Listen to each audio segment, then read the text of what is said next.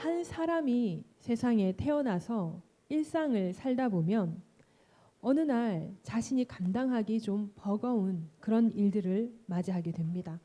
그런 버거운 일들을 맞이하게 되면 불안하기도 하고 두렵기도 하고 그것 때문에 우울해지기도 합니다. 물론 크고 작은 이런 두려움, 불안, 우울의 문제가 삶의 여정 곳곳에서 만나게 됩니다. 그런데 정말 차원이 다른 버거운 그런 사건, 사고들을 만나게 되는 나이대가 있더라는 것입니다. 그것이 누군가에게는 젊을 때 그런 경험을 하는 사람들이 있겠고, 누군가에게는 중년에 그런 경험을 하는 사람들이 있겠고, 또 누군가는 말년에 그런 경험을 하는 경우도 있습니다. 이러한 일들을 겪게 되면 여러분 두려운 마음이 생기고 걱정되는 마음이 생기고 불안하고 우울해지는 이 감정이 어떻습니까? 당연한 감정일까요? 아니면 이거 우리 그리스도인들에게는 없어야 하는 감정일까요? 나는 예수 믿고 있으니까 불안하면 안 되지. 내가 예수를 믿는데 뭐 우울해하면 안 되지. 야, 너 그런 문제로 우울해하지 마라. 야, 우리 그리스도인들인데. 뭐 이런 이야기를 혹시 들어본 적이 있으시다든지. 아직까지 어른들이 있을 수도 있을 것 같은데, 그죠?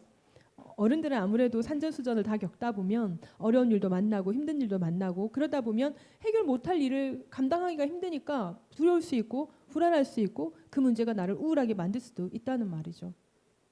그런 일을 만났을 때 세상 사람들은 당연히 불안하다, 우울하다, 두렵다.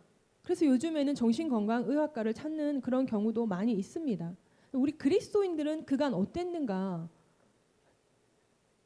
저는 저의 일생을 살아왔지만 저의 일생에 지금의 나이가 53인데 제가 사역을 시작한 거는 40대란 말이죠. 30대 중반에 사역을 시작했네요. 생각보다 빨리 시작했네요. 그리고 30대 후반에 개척을 했고 그 나이 때 제가 부교육자로 사역을 하면서 처음에는 청년을 맡았고 나중에는 청소년도 맡고 나중에 장년들을 맡게 되면서 어려웠어요. 장년을 맡는 게 진짜 어려웠어요.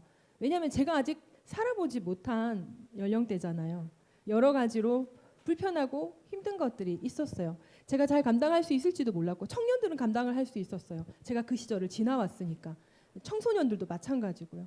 근데 청소년들은 좀 부담스러웠던 게 제가 청소년 시절에 예수에 대해서 전혀 생각을 하지 않고 살았기 때문에 그들에게 어떤 말을 해줄 수 있을까 좀 여러 불편한 것들이 있었지만 청년들은 제가 감당할 수 있는 마음이 있었어요. 그런데 장년들은 좀 많이 힘들었어요. 그런데 지금 제가 그때 이 나이에 장년들이 제 교구였단 말이죠. 그런 분들을 생각해 볼 때 그런 분들의 어려움을 당한 것을 제가 듣게 될 때 공감은 하죠. 아유, 이런 어려운 일을 당했네요. 이런 힘든 일을 당했네요. 몸도 어떤 분은 감당하기 힘든 질병으로 고통당하는 분들도 있고 그런 분들을 만나게 될 때 가슴으로 진짜 공감을 했거든요. 근데 시간이 지나서 생각해 보니까 과연 그분들에게 나의 공감이 공감으로 느껴질 수 있는 공감이었을까라는 생각을 하게 되는 거예요. 지금 생각해 보면 그때 그분들이 당한 그런 두려움과 불안함과 우울에 대한 문제는 그때 제가 생각할 수 없는 그런 차원의 것이었을 수 있겠다라는 생각이 드는 거예요. 근데 저는 그때 할 수 있다, 하면 된다, 해보자 이런 신앙이었거든요.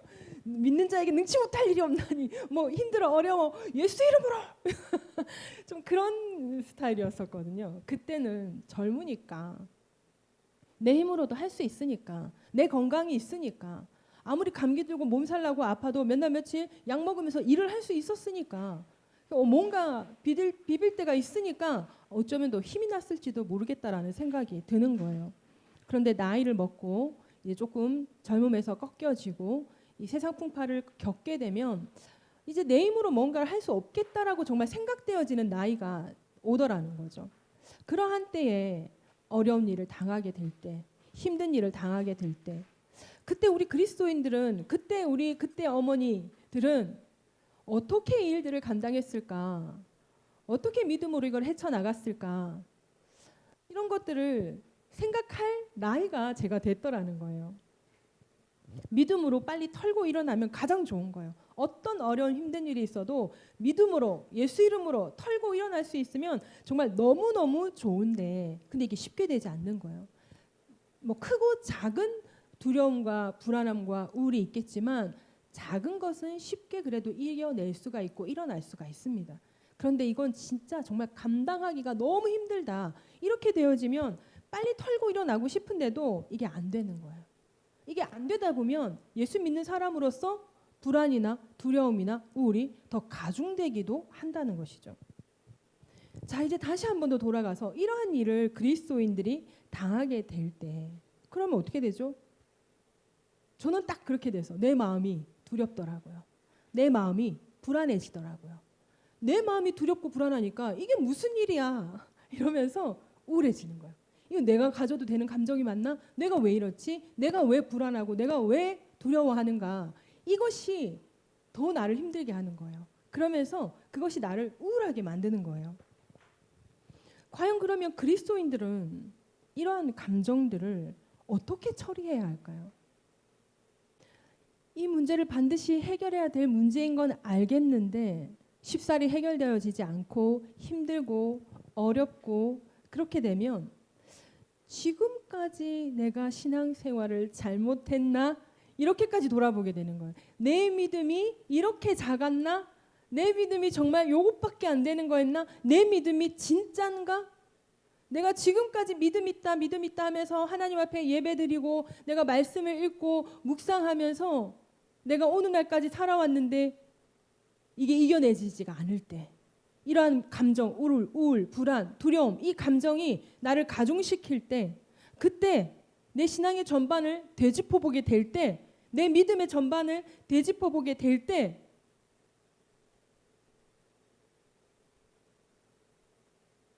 입이 떡 벌어지면서 말문이 딱 막히는 거예요. 누군가에게 좀 물어도 보고 싶고 누군가에게 얘기도 하고 싶고 누가 딱 막 하나님께 얘기를 하려고 하는데 하나님 너무 대답이 없으시고 막 힘든 거예요. 이게 쉽게 누군가에게 털어놓고 이야기할 수 있는 주제가 아니잖아요. 이 집사님 또 나중에 권사님 되고 안수 집사 되고 장로님 되었을 때 안수 집사님이 집사님한테다가 내가 요즘에 두렵다. 내가 요즘 좀 불안하다. 권사님이 어느 날 어느 집사님에게 내가 요즘 좀 두렵다. 불안하다. 이런 말을 쉽게 할 수 있는 부분이 아니거든요. 이게 내가 이런 문제가 가중되니까 내가 우울해진다. 이 말을 어떻게 꺼내냐는 거예요. 직분이 올라가면 올라갈수록 이런 걸 쉽게 꺼내기가 힘들죠. 예를 들어서 만약 내가 요즘 좀 불안하다, 두렵다, 우울하다 이런 말을 꺼내어 놓았을 때 어떤 말이 돌아올까? 무슨 일입니까? 요즘 기도 안 하십니까, 권사님? 요즘 말씀 안 읽으십니까, 장로님? 무슨 일입니까? 아니 어쩌다 그렇게 됐습니까? 하나님을 믿는 사람이 본이 되어야 할 장로님, 권사님이 왜 그러십니까? 그러면서 강하고 담대하셔야죠. 이런 말이 돌아오면 얼마나 부끄럽고 얼마나 쥐구멍에 숨고 싶고 나도 그러고 싶은데 안 되는 거예요. 나도 훌훌 털어버리고 믿음으로 승리하고 싶은데 이게 안 돼서 어쩌다가 털어놨는데 나 믿음 없는 사람 되고 나 말씀 안 읽는 사람 되고 나 기도 안 하는 사람 되고 그러면 나는 신앙이 없나? 나는 하나님을 지금까지 믿었나? 안 믿었나? 이런 생각까지 하게 되는 거죠. 이제는 내 신앙이 잘못된 것 같아 교회 나오는 게 두려워질 수 있습니다. 내가 말한 게 어디까지 소문이 났을까? 이런 걱정 때문에 교회를 나오는 게 힘들어질 수도 있겠다라는 생각을 저 혼자 이렇게 많이 상상 속에서 해보았습니다.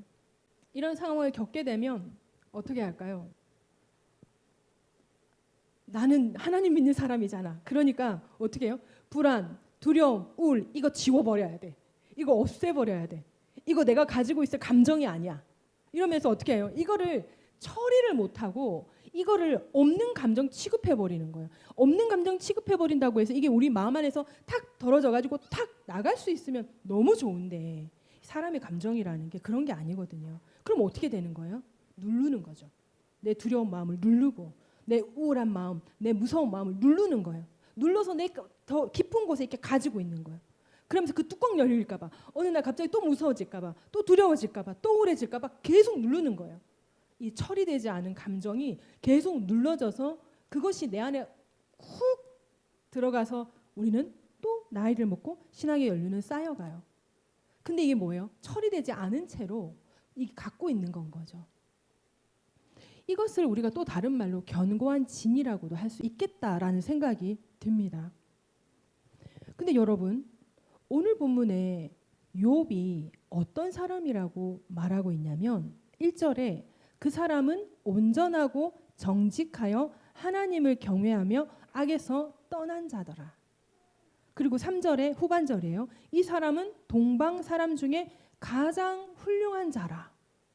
또 욥기서 1장 8절을 보면 여호와께서 사탄에게 이르시되 네가 내 종 욥을 주의하여 보았느냐?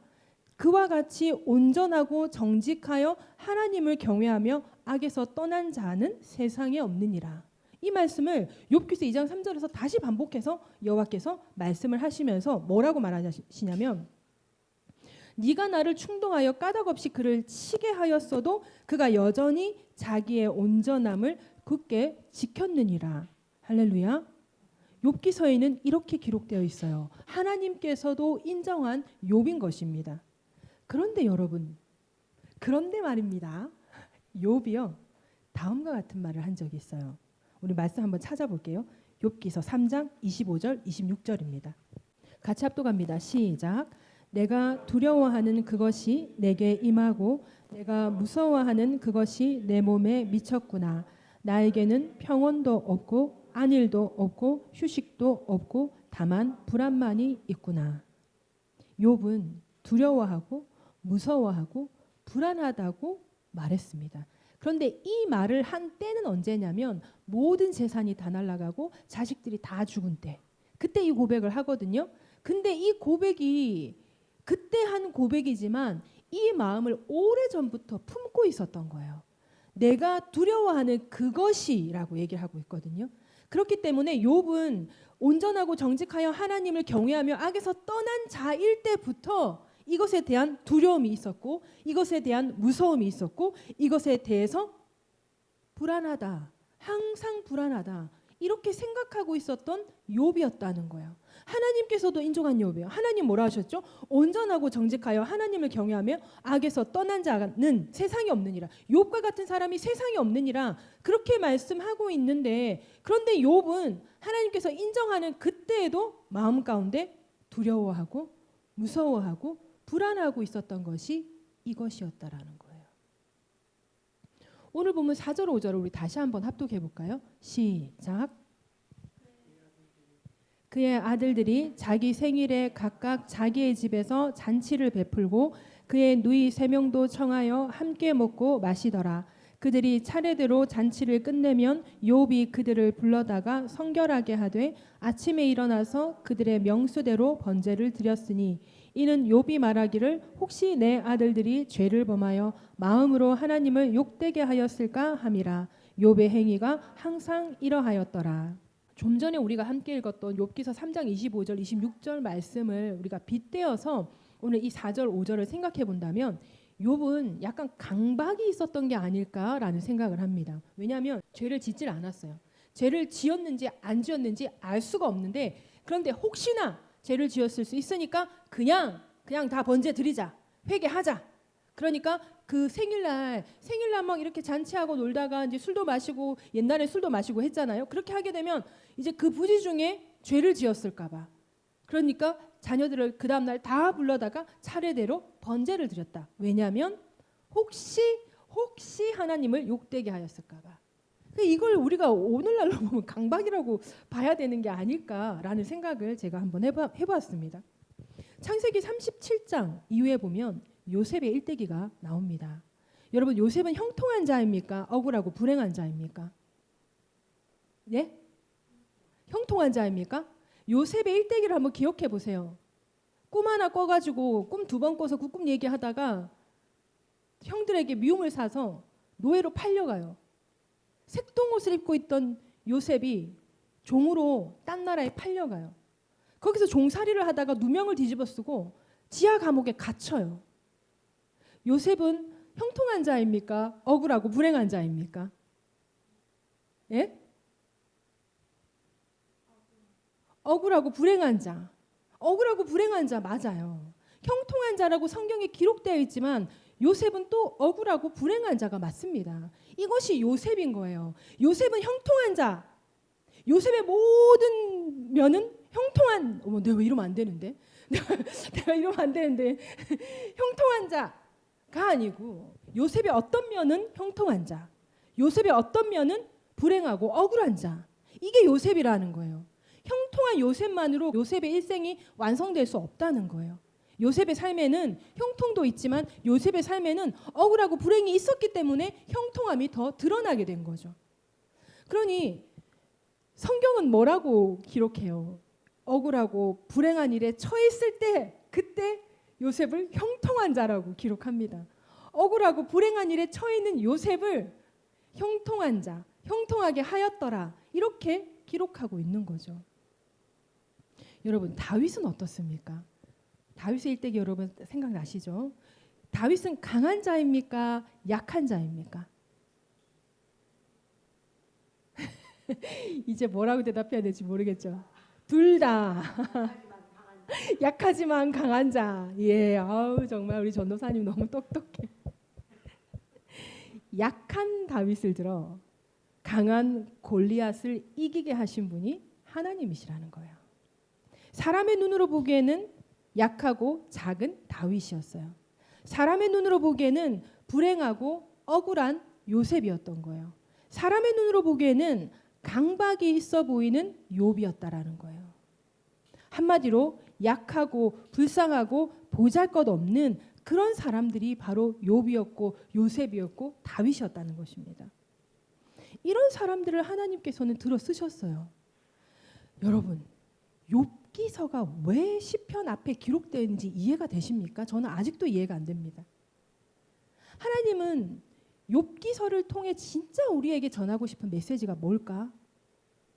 저 이번에 조금 깨달은 것 같아요. 조금. 그 전까지 욥기서를 저는 잘 다루질 않았어요. 욥기서가 여러분 몇 장까지 있는 줄 아세요? 42장까지 있어요. 굳이 욥기서가 42장까지 있어야 하나? 저 이것도 좀 의문이에요. 이거 굳이 친구들의 말을 주고받고 이거 티키타카를 이렇게까지 기록을 해놔야 했었나? 욥기서를 읽으면서 참 재미없었어요. 욥기서 재밌게 읽으신 분? 욥기서 재미없게 읽으신 분? 그냥 성경이니까 읽으신 분? 그냥 성경이니까 재미없지만 그냥 읽었어요. 그래서 저는 지금도 욥기서의 친구들끼리 주고받은 말이 뭐가 있는지 전 정확하게 몰라요. 거의 다 그러실 거라고 생각해요. 그게 지금 우리에게는 사실 좀 무의미하게 느껴지는 장이기도 하거든요. 근데 제가 이번에 욥기서가 그렇게 생각이 많이 나는 거예요. 저에게 닥친 문제에서도 욥기서가 생각이 나는 거죠. 사탄이 욥을 건드리는데 욥의 몸까지는 건드렸는데 욥의 목숨은 건드리지 못했다. 이게 저에게 힘이 되었거든요. 그것이 생각나면서 욥기서가 자꾸 묵상이 되어지면서 그래 이런 생각들을 많이 하게 된 거예요. 아직까지도 욥기서를 통해서 하나님께서 무슨 어떤 메시지를 우리에게 전하고 싶은 내용이 더 남아 있는지 지금 제가 다 알 수는 없겠지만, 그런데 하나님은 왜 이러한 욥기서를 여기 기록하셔서 우리로 하여금 이거를 무의미하게라도 꼭 읽게 하셨을까? 요셉이나 다윗은 좀 낫죠, 그죠? 근데 왜 욥기서를 이렇게 기록하셨을까? 하나님은요, 강한 자, 잘하는 자, 그런 자 데려다 쓰시는 하나님 아니시라는 거 여러분 다 알고 있잖아요, 그죠? 근데 여러분 혹시 이런 생각 안 해봐? 난 강한 자이고 싶고, 난 잘하는 자이고 싶고, 그래서 하나님께 쓰임 받고 싶고, 저만 그런 생각을 한 걸까요? 저는 그런 생각을 참 많이 했던 것 같아요. 저는 강한 자이고 싶었어요. 잘하는 자이고 싶었어요. 근데 어느 날 내가 너무 약하다는 거, 내가 강하지 못하다는 거, 내가 잘하지 못한다는 거, 이거를 깨닫게 되면서 참 힘들더라고요. 참 힘들던데 근데 하나님은 그런 나를 쓰고 계시네. 도대체 어디에 쓰시려고 지금을 나를 이렇게 바보같이 만들고 계실까? 그런 생각을 하면서 하나님의 때를 기다리다가도 너무너무 이 더디가는 이 바보 같은 시절이 참기가 힘들 때도 너무 많은 거예요. 그런데 이번에 제가 깨닫게 되는 게 바보 같은 자여야 하는 거구나. 더 못하는 자가 되어야 하는 거구나. 이런 생각들을 참 많이 하게 되었어요. 생각은 하게 되는데 제가 제 인지가 그걸 인정하지 못하는 거 그게 뭐 어떤 건지 여러분 아시겠습니까? 잘하는 자이고 싶은 거예요. 강한 자이고 싶은 거예요. 근데 그런 자를 하나님께 쓰시는 게 아니다. 내 스스로가 그럴 수 없다라는 걸 알면서도 그래 난 여기 있어야 돼 하면서 자꾸 내가 여기 가 있는 거예요. 이런 나를 계속 발견하게 되는 거예요. 하나님은요, 하나님을 의지하는 자, 그리고 하나님의 인도하심을 구하는 자, 하나님께 힘과 용기와 그 하나님의 능력을 구하는 자, 그런 자를 하나님은 쓰셨습니다. 저도 그런 자가 되어야겠습니다. 우리가 그런 자가 되어야겠습니다. 여러분 세상 오늘날을 바라보면 어때요? 두렵잖아요. 오늘날 세상을 바라보면 무섭잖아요. 불안해지고 그 생각들을 계속 하다 보면 우울해질 수밖에 없는 세상에 지금 우리가 살아가고 있습니다. 언제 전쟁이 터진다 해도 지금 놀랍지 않은 시국이잖아요. 어느 날 우리나라에 미사일이 불똥이 튀어온다 이거 이상하지 않은 거예요. 우리나라 경제가 우리가 지금 예배를 드리고 나갔더니 무너졌다. 두 번째 IMF가 왔다. 이래도 지금 이상하지 않은 시국을 지금 우리는 살아가고 있는 거예요. 그러니까 일을 지금 하고 있어도 이게 언제 멈춰질지 모르는 불안. 열심히 살고 있는데 언제 전쟁이 터져서 하루아침에 갈아엎어질지 모르는 그런 불안, 두려움. 이것이 없다라면 이거 이상한 거지. 이런 두려움과 불안과 우울을 저는 몰라요. 뭐 열심히만 하면 되지. 이렇다면 이게 좀 더 이상하다는 생각이 드는 세상이 오늘날의 시국인 거예요. 세상의 시국이 그렇다 보니까 우리의 미래, 우리의 지금 현실의 삶 두렵고 불안하고 무섭고 우울할 수밖에 없는 세상을 지금 우리가 살아가고 있습니다. 하나님을 믿지 않아서 불안하고 무섭고 두렵고 우울한 게 아니라는 것입니다. 하나님을 믿고 기도도 하고 예배도 드리고 말씀도 읽고 하고 있지만 다 하고 있지만 무섭고 두렵고 불안할 수 있는 세상에 우리가 살고 있다는 것입니다. 이 감정을 없는 감정 취급해버리면 이거는 해결되지 못한 채로 견고한 진으로 속에서 썩을 수밖에 없는 건가요. 지금의 시국을 바라보며 우리가 불안하다, 두렵다, 우울하다 이거는 우리가 살고 있는 세상은 당연한 감정이다라는 걸 우리가 인정해야 한다라는 것입니다. 이걸 다른 말로 하면요. 예수를 믿어도 두렵고 불안하고 우울할 수 있다라는 것입니다. 교회를 다녀도 열심히 신앙생활을 해도 불안하고 두렵고 우울할 수 있다라는 것입니다. 스스로 감당하기 힘들고 어려운 일을 당하게 되면 사람이라면 불안해지고 두렵고 우울할 수밖에 없는 것입니다. 왜? 사람이기 때문에 그렇다는 것입니다. 그러므로 여러분 두렵고 불안하고 우울한 감정은 그리스도인이라면 절대 가져서는 안 되는 감정이 아니라 그리스도인이라도 그런 감정이 들 수 있다는 말인 것입니다. 자, 그러면 이러한 일들을 우리가 바라보게 될 때에 이제 두 가지 시점으로 생각을 해볼 수가 있는 것입니다. 하나는 이 일을 내가 당할 때, 그리고 또 한 가지는 이 일을 당한 사람을 우리가 대할 때인 것입니다.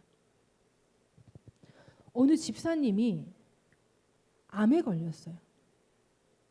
청년 때부터 열심히 신앙생활을 하고 교회에서 헌신도 하고 봉사도 했는데 결혼하고 자녀를 낳고 잘 살고 있는데 어느 날 암에 걸렸다는 소식을 듣게 되는 것입니다. 어떻게 나한테 이런 일이 생겼지? 어떻게 해야 할지 막막하더라는 것입니다. 어느 날 교회에 가서 부목사님을 맞닥뜨리게 됐어요. 지나가다가. 그 부목사님께 이런 얘기를 했대요. 목사님, 기도도 안 나와요. 이렇게 얘기를 했대요. 그랬더니 그 부목사님이 뭐라고 했는지 아십니까? 그 목사님이 네, 집사님은 기도하지 마세요. 기도는 제가 할게요. 이런 말을 했다라는 것입니다. 어떤 귀하고 어떤 능력 넘치는 성경 말씀을 인용해서 그분에게 이야기해 주는 것이 아니라 네, 집사님은 기도하지 마세요. 기도는 제가 할게요. 정말 어렵고 감당하기 힘든 일을 만난 사람에게 가장 큰 위로가 되는 말이지 않을까 이런 생각이 들더라고요. 제가 이번에 입원했을 때 두렵고 불안하고 우울해지기까지 하더라고요. 감당이 안 되는 거예요. 뭐 다른 것들은 시간이 지나면 건강해진다. 그러니까 좀 더 몸을 보호하고 살피고 하면 된다. 그러니까 뭔가 기약이 있는데 이거 기약이 없는 거예요. 이게 스스로 뭔가를 할 수가 없는 거예요, 여러분. 이게 운전을 못 해요, 제가 지금. 주차를 한번 해보다가 어지러워가지고 운전을 다시 내려놓았어요. 저도 이번에 제 신앙을 전반적으로 돌아볼 만큼 기도가 안 나오더라고요. 오랜만에 병원 가서 이것저것 검사를 해야 되는 시점에서 그 검사를 하는 이유가 있었으니까 그 검사를 해야 하는 그 이유 때문에 마음이 너무 불편한 거예요. 여차하면 엄청 큰 수술을 해야 될 수도 있겠구나 라는 생각을 하게 되니까 아무 말이 안 나와요. 기도가 안 나와요. 누구에게 뭐라고 얘기해야 될지를 모르겠더라고요. 제가 할 수 있는 게 그거였어요. 하나님 아버지, 하나님 아버지, 하나님 아버지. 그것도 MRI 찍다 아니라 CT 찍다가 MRI는 잘 넘어갔어요. 하나님께서 환상을 보여주시면서 할 수 있겠다는 마음을 주셔가지고 보호자 손도 잡고 그 여차하면 삑삑 소리 눌러서 나를 꺼내주는 그 장비 있잖아요. 양손에 쥐고 해서 MRI는 잘 끝났어요. 근데 이제 CT를 찍어야 되는 상황이 된 거예요. 이 조형물을 주사를 통해서 넣어야 되는데 제일 굵은 바늘을 넣어야 된다는 거예요. 근데 저는 몸이 안 좋으면 혈관이 더 숨거든요. 작아지고 숨거든요. 그러다 보니까 이 간호사가 베테랑 간호사가 아니면 제 혈관에 그 굵은 바늘을 잘 못 꼽아요. 근데 시즌이 훈련생들이 많은 시즌이어가지고 제일 굵은 바늘을 못 꼽고 그 밑에 바늘을 꼽은 거예요.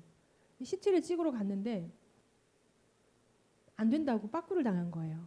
이러다가 조형물 넣다가 혈관 터집니다. 그러니까 굵은 바늘로 다시 꼽고 오세요.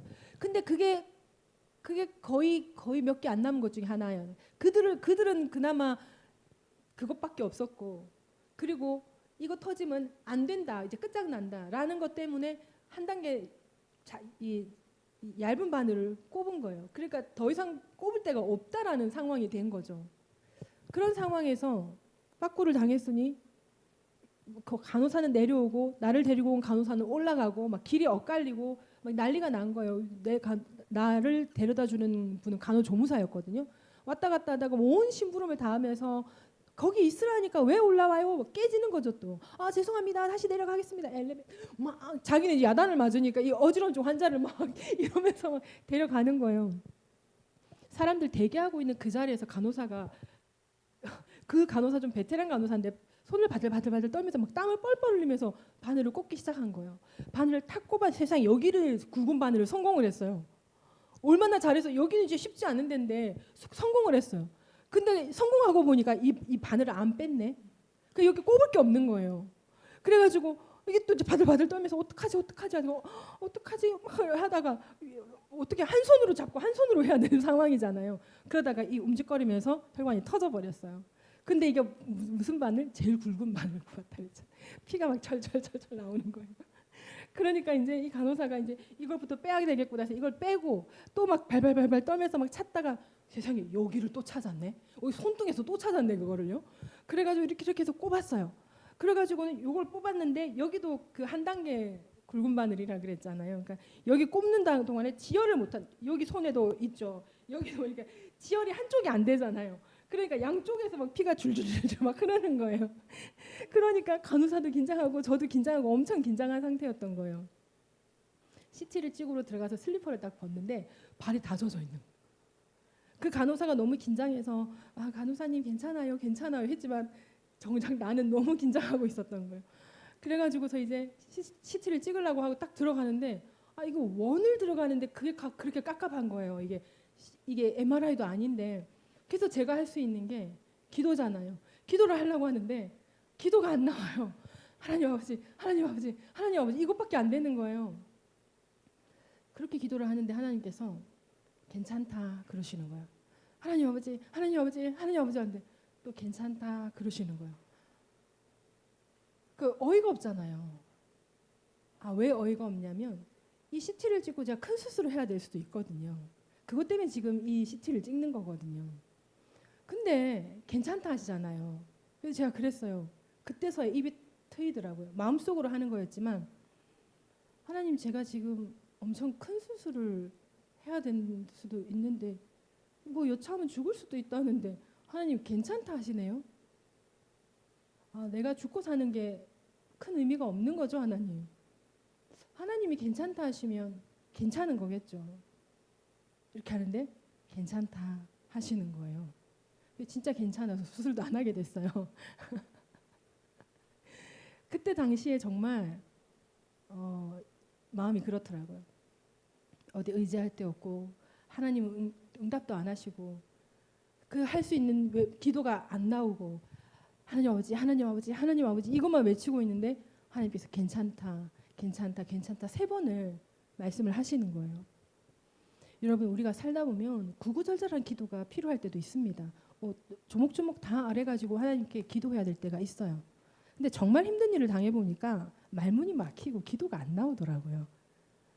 그런데 하나님께서 하나님 아버지, 하나님 아버지, 하나님 아버지를 부르는 가운데 하나님께서 응답을 하시니까 그래도 또 하나님 아버지, 하나님 아버지밖에 못 부르는데 또 하나님께서 응답을 하시니까 그때서야 갑자기 긴장이 풀리면서 마음속에 입이 떨어지더라고요.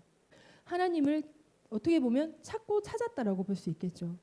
그러니까 이 입을 트여 주시더라는 거예요. 이번에 제가 이런 일들을 겪게 되고 깨닫게 된 것이 두렵고 무섭고 우울한 일을 당할 때 그리고 두렵고 무섭고 우울한 일을 당한 사람에게 어떻게 대해야 할까 하는 그런 것들을 생각하며 깨닫게 되는 그런 시간이었습니다. 외마디기도 하나님 아버지잖아요. 우리가 할 수 있는 외마디기도는 하나님 아버지 아니면 예수님 아니면 성령님 아니면 하나님 아니면 아버지 여러분 입에 편하신 대로 진짜 이 외마디기도 이거 하나면 되더라고요.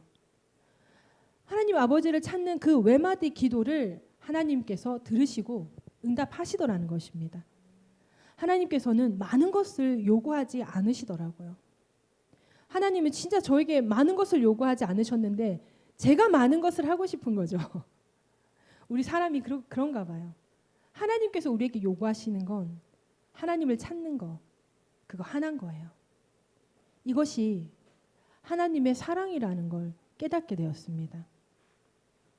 그리고 힘들고 어려운 일을 만나서 불안하고 두렵고 우울해질 수밖에 없는 그런 사람에게 우리가 하나님의 사랑이 담긴 한마디 그게 필요하더라고요.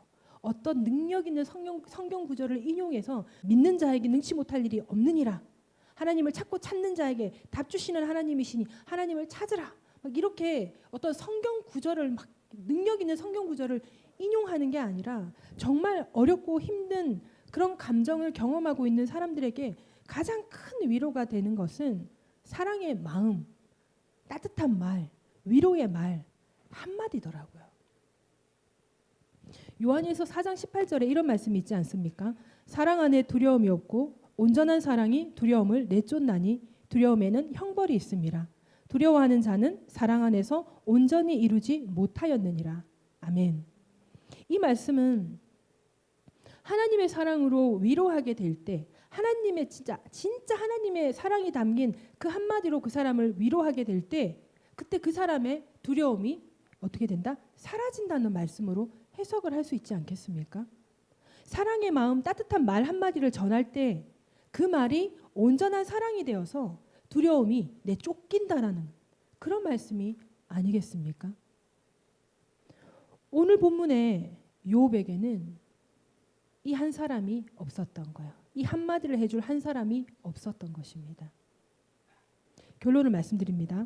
첫 번째로 예수를 믿어도 신앙생활을 잘하고 있어도 불안하고 두렵고 우울할 수 있다라는 것입니다. 하나님께서는 이러한 불안과 두려움과 우울을 뛰어넘는 강한 자를 쓰시는 것이 아니라 이러한 불안과 두려움과 우울한 감정 속에서도 외마디라도 하나님을 찾는 자에게 하나님께서는 힘과 용기와 능력을 주시는 분이신 줄로 믿습니다. 두 번째는 이렇게 불안하고 두렵고 우울한 일을 만난 사람에게 우리가 예수님께서 하셨던 것처럼 따뜻한 말 한마디, 사랑의 말을 전하는 것, 그것인 겁니다.